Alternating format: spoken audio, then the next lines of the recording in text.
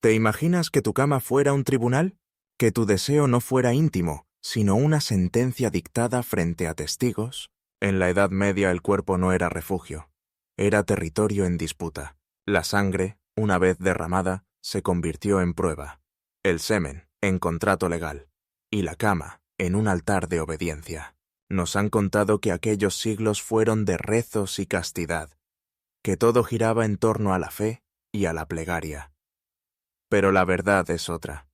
Fue un tiempo de vigilancia, de obsesión, un tiempo donde la carne estaba amarrada con cinturones de pureza, observada por confesores y juzgada por la familia entera. La primera noche de matrimonio no era un encuentro íntimo, era un espectáculo público, una ceremonia donde la virginidad debía comprobarse con sangre sobre las sábanas. Esa mancha era más valiosa que un juramento. Era la firma involuntaria que confirmaba la honra de toda una familia. Imagínate la escena. Velas encendidas, no para dar calor, sino para iluminar el cuerpo desnudo de la novia. Tías, notarios, sacerdotes esperando fuera de la alcoba. Y, al amanecer, revisando las sábanas como si fueran actas notariales. El sexo dejó de ser placer, se convirtió en veredicto. Y lo más cruel es que este control no era solo asunto de reyes y condesas. En los pueblos, en las aldeas, también se vigilaba. No con escribanos, sino con vecinos y parteras que murmuraban en la plaza. La vida íntima se convirtió en un asunto comunitario. Aquí en México, aunque los siglos pasaron, sabemos que algo de ese peso persiste. ¿Cuántas mujeres aún hoy cargan con la exigencia de demostrar pureza? ¿Cuántos hombres sienten que su valor se mide por la potencia de su virilidad? El pasado no está tan lejos como parece. Y esto es apenas el inicio, porque si el cuerpo era campo de batalla, la sangre era la primera arma, el linaje, la segunda. Pero antes de seguir te pido algo. Si estas verdades incómodas te hacen reflexionar, suscríbete a El Historiador Callado. Aquí hablamos de lo que la historia oficial prefirió ocultar. Lo que viene es todavía más perturbador. Cuando el linaje se volvió prisión y el deseo fue reducido a estrategia política, la sangre no solo era prueba, era frontera, era cárcel invisible. En la nobleza europea, el matrimonio no comenzaba con el deseo, sino con la conveniencia. Un apellido no se mezclaba con cualquiera. Había que conservarlo limpio, puro. Por eso, casamientos entre primos eran la norma. Entre tíos y sobrinas, incluso entre niños que apenas sabían hablar. El útero se volvió bóveda de sucesión. El semen, acto diplomático.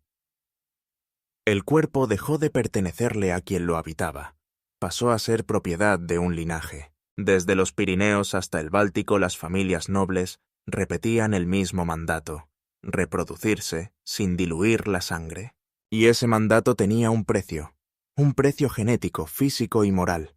Nacían herederos frágiles, niños deformes, condenados desde la cuna, príncipes que jamás hablaron, condesas que nunca menstruaron, hijos que morían antes del bautizo.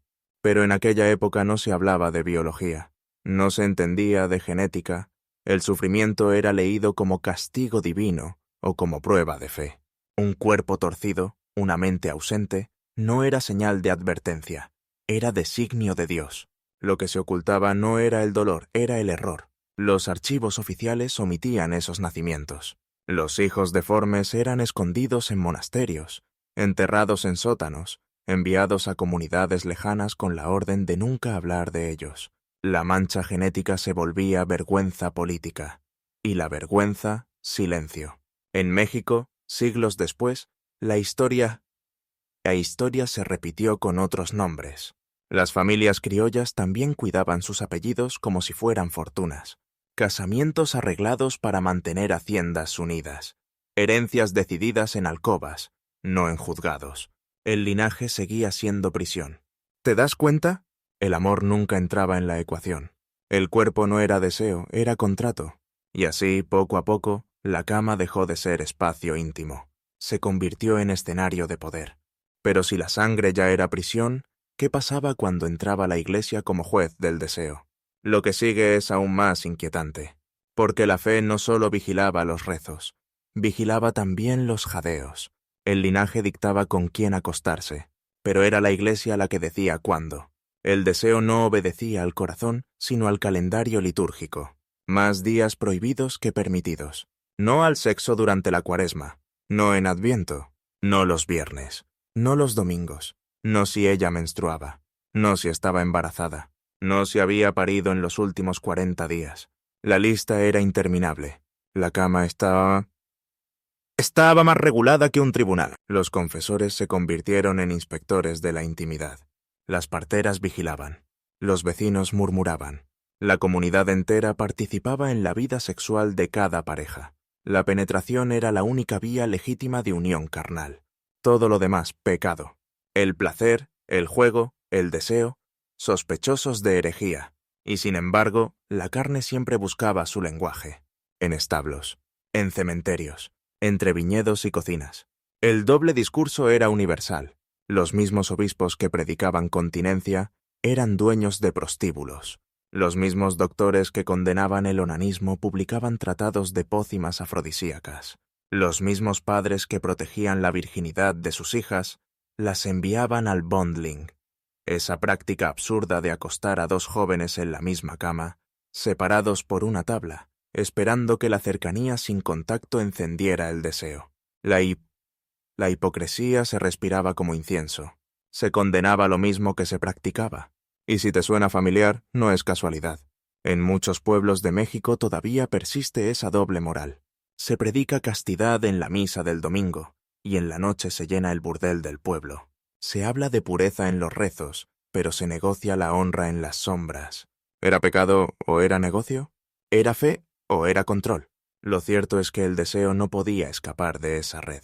La Iglesia no solo bendecía matrimonios, administraba el placer, lo clasificaba, lo prohibía, lo perdonaba, a cambio de penitencia. Y lo más brutal es que esa vigilancia no era abstracta. Se vivía en cada cama, en cada confesionario, en cada mirada de sospecha. Pero lo que viene después es aún más perturbador, porque la cama dejó de ser refugio y se transformó en tribunal político. Un lugar donde la sangre manchaba las sábanas, no como deseo, sino como sentencia. En la Edad Media la cama no era refugio, era escenario. Un teatro íntimo, con público obligado. Después del banquete nupcial, los esposos eran escoltados hasta la alcoba. Familiares, clérigos y notarios formaban procesión. La novia era desnudada por sus tías, el novio por sus tíos. El silencio era espeso como aceite.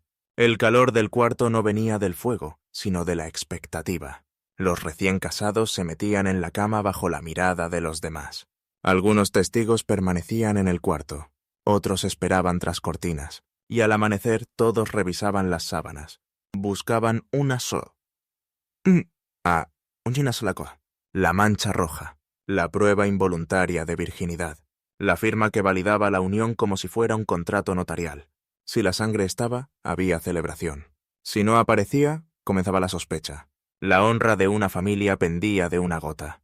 El deseo no contaba. La pasión no tenía lugar. El acto íntimo se convertía en documento político. Y no era un juego.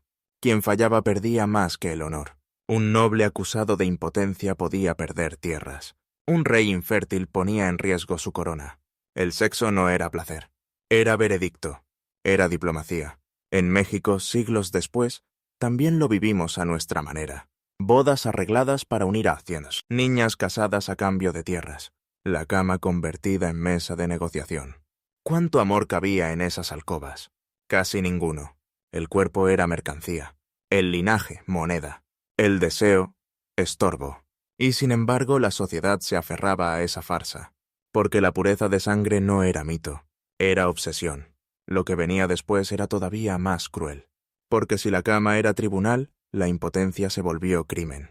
Un crimen juzgado en público con humillación incluida. En la Edad Media, no poder cumplir en la cama no era solo una desgracia íntima, era un delito.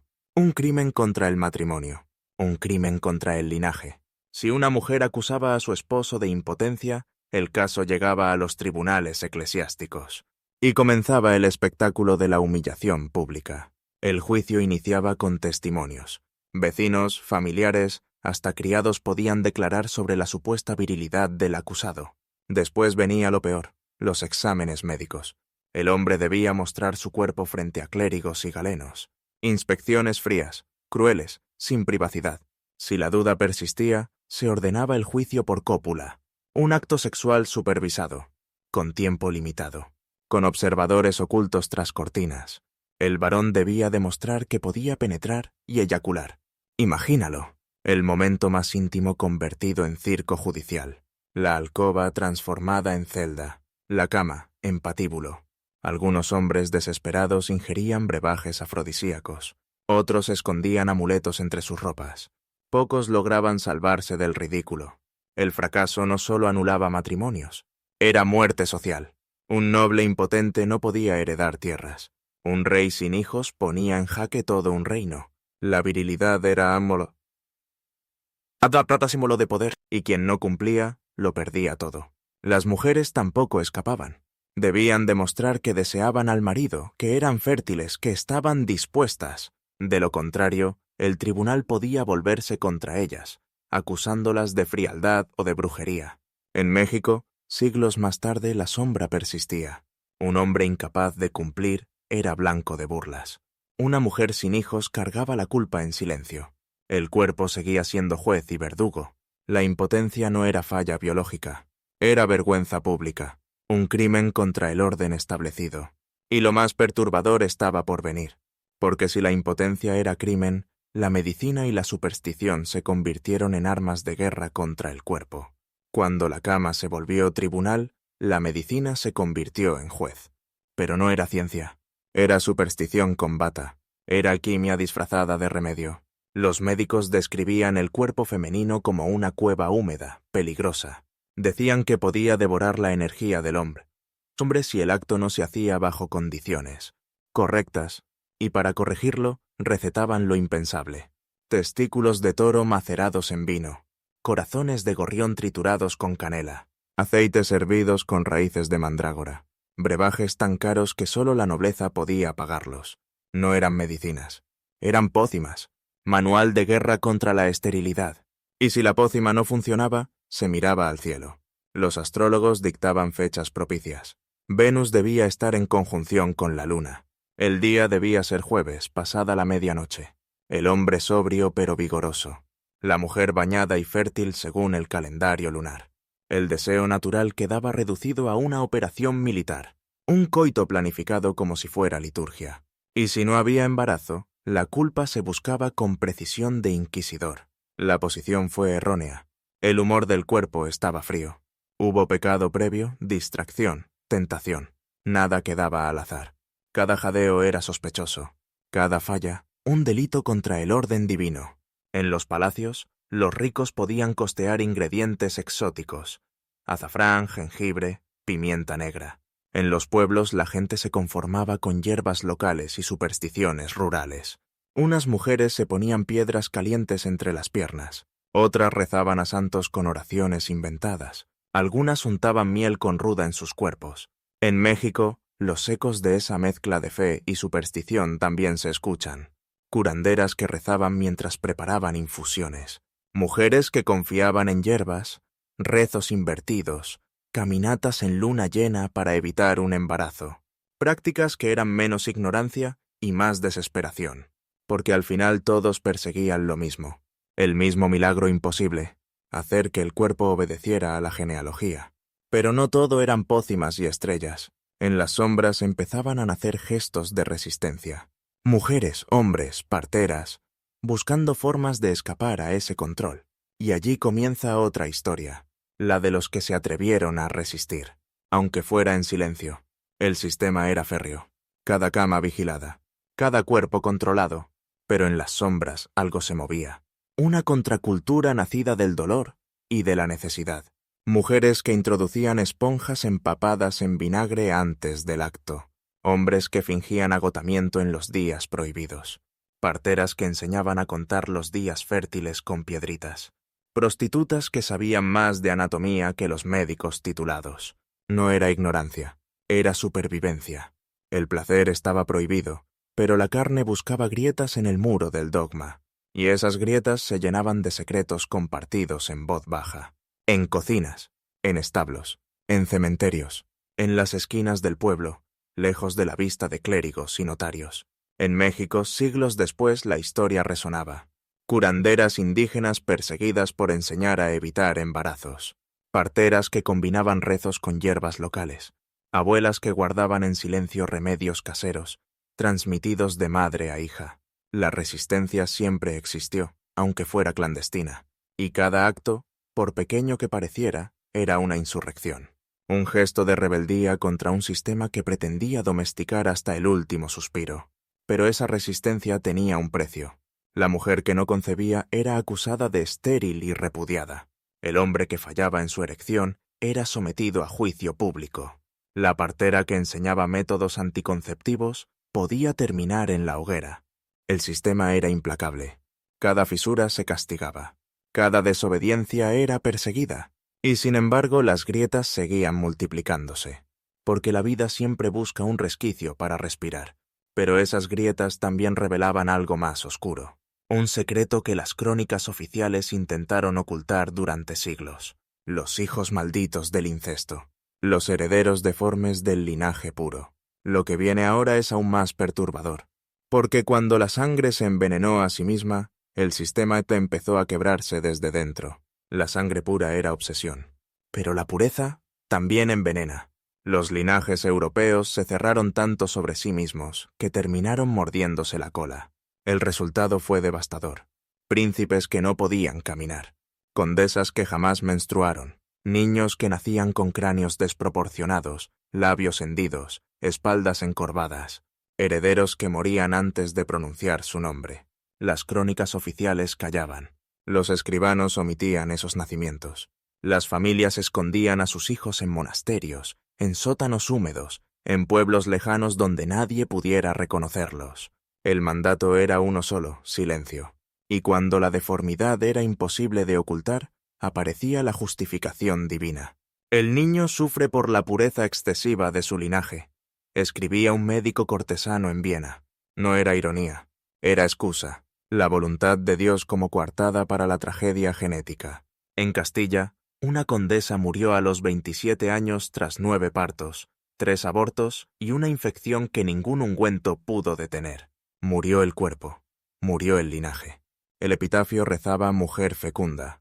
Pero ninguna de sus hijas sobrevivió. En los pueblos de México, siglos después, la sombra se repetía con otro rostro. Haciendas enteras se sostenían en matrimonios entre primos para no dividir tierras. Apellidos preservados a costa de cuerpos agotados. Y también aquí nacían herederos frágiles, hijos enfermos, descendencias cortadas como ramas secas. El incesto no era error aislado, era estrategia política. Una estrategia que cobraba vidas. Y el precio no lo pagaban solo los poderosos.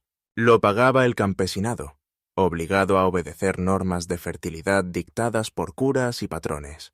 Lo pagaban las mujeres, reducidas a vientres de sucesión. Lo pagaban los hijos, naciendo ya condenados. La sangre que debía garantizar poder se volvió veneno. El linaje que debía perpetuar reinos terminó apagándolos. Y lo más perturbador es que, pese a las muertes y deformidades, el sistema se aferraba a sí mismo. El silencio era ley. La mancha genética se ocultaba tras altares y coronas. Pero ese silencio tenía grietas, porque mientras la nobleza se pudría desde dentro, en las ciudades crecía otra maquinaria. Una industria rentable, vigilada y bendecida por la misma Iglesia. La industria del sexo medieval. Una economía donde el placer estaba prohibido, pero era indispensable. El placer era pecado, pero también era negocio. Mientras los obispos predicaban continencia desde el púlpito, administraban burdeles desde la sombra. En Londres, en Florencia, en París, los prostíbulos más rentables pertenecían a la Iglesia. Las prostitutas pagaban renta al obispo. Con ese dinero se levantaban capillas, se financiaban coros, se imprimían Biblias.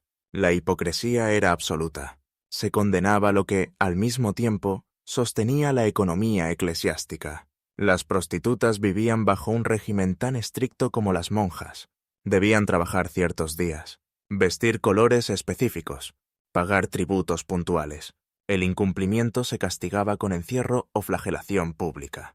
El cuerpo femenino reducido a mercancía sagrada, santo y sucio a la vez, útil pero condenado. En México, durante la colonia, la misma contradicción se repitió. Conventos convertidos en espacios de abuso. Mujeres forzadas a servir a clérigos bajo el velo de la obediencia.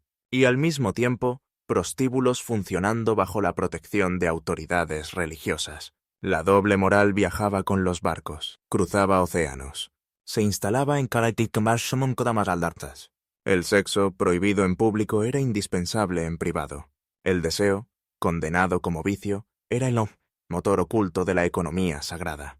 Y lo más cruel, las mujeres que no cumplían con el régimen quedaban marcadas de por vida. Una prostituta que no pagaba tributo podía desaparecer.